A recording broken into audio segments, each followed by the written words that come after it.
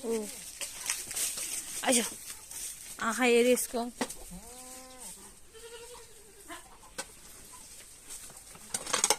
के गरेको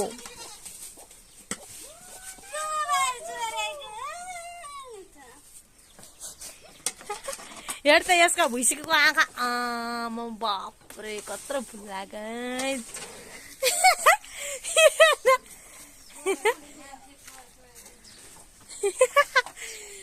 आयो अर्को भुइँसीले उतै फुल लाउँछ अब एकछिन हेरे बाख्रा पनि मेरो खाना खोजिसक्यो लुगा सुगा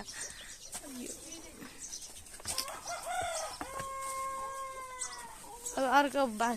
अर्को भैँसी भएर जानु पर्यो आम्मा तँ त जानु ल हानुलाई जस्तो पो घर त हौ अर्को भैँसीले झन् हान्नै पो लाग्यो त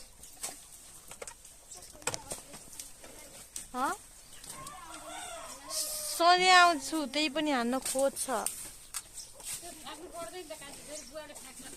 छोड्दै आउनु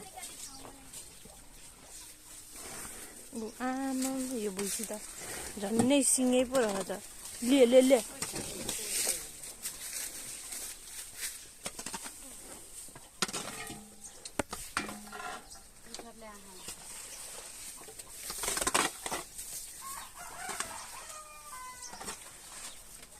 हाम्रो फर्म यत्रो छैन हाम्रो फर्म मैले खोलेको फर्म म शनिबार आएर यिनीहरूलाई बचाउने काम गर्छु नत्र यिनीहरू मरिसकेको हुन्थ्यो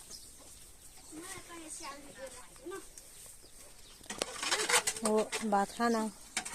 अरू पनि कसैलाई बेरोजगारी हुनुहुन्छ भने के गर्नको लागि रोजगारको अवसर खुलेको छ यहाँनिर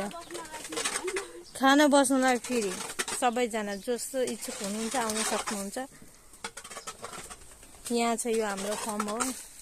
यहाँ बाख्राहरू छ अनि त्यसपछि यहाँ दुईटा भुइँसी छ उता दुईटा भुइँसी छ यो फर्मको नाम चाहिँ फेरि आमा हो गाइजहरू कसैलाई मन छ भने आउनुहोस् खाना बस्न फ्री दिन्छु उयो भैँसीले त मार्छ के मलाई त फेरि यो पनि मडारी हालु बो त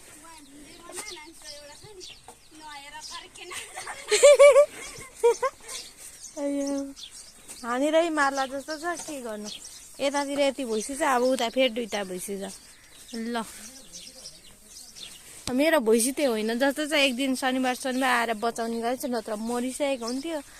अब अरूको भुइँसी होला हान्छ मलाई अब यो फर्मको चाहिँ अलिअलि हेरचाह उहाँले पनि गर्नुहुन्छ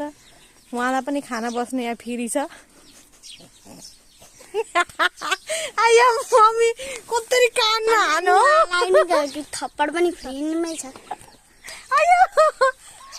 हेर्नुहोस् त गाई बस्तु पालेको मान्छे खाना बनाउ मजाले सुत्दै खाँदै गरेको गोथे जस्तो मान्छे अनि मलाई थप्पड हान्न पनि दुःख आयो हेर्नुहोस् त उहाँ कहिले काहीँ यस्तो एक्सर्साइज पनि गर्नुहुन्छ भुइँसीको साथी हो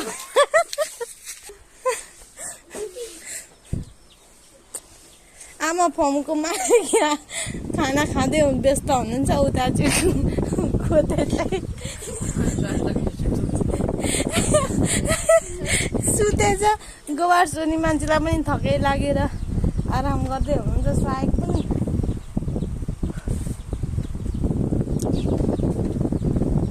गोथे त धेरै हेरचाह गरेपछि खायो बस्छ धुम्म मटायो होइन यस्तो हुन्छ पेट पनि हेर्नुहोस् त त्यहाँ कस्तो फुलेको छ हेर्नुहोस् ल हेर्नुहोस् अब हिँड्नु भयो त्यहाँ घाँस हेर्नलाई खाकी खाएर ल अब हिँड्नु भयो आयो